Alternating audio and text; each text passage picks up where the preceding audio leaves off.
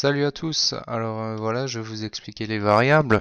Donc j'ai mis dans ma forme là des textbox de 1 à 5 ainsi que des labels, des textbox ici de 1 à 5 et là des labels que j'ai noté textbox 1 jusqu'à 5.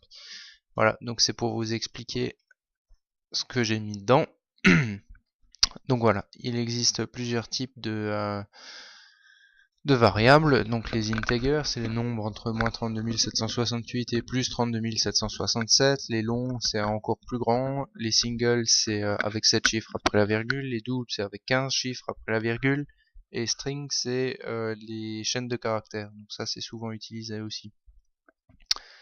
Euh, donc voilà, j'ai donné des noms, des valeurs aux variables que j'ai notées là. Donc A, B, C, D, G. Et notez aussi pour les chiffres à virgule, là il y a un point. Faut pas mettre une virgule parce que sinon ça fonctionnera pas, le logiciel le comprendra pas quand on va le débugger.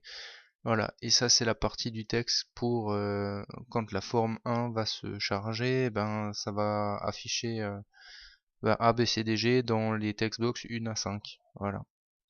Donc pour aller un peu plus loin, on peut aussi euh, mettre des variables de façon implicite.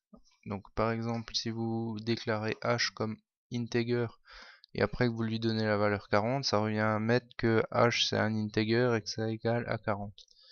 Voilà, donc pour vous montrer ce que ça donne ça, on va démarrer, voilà.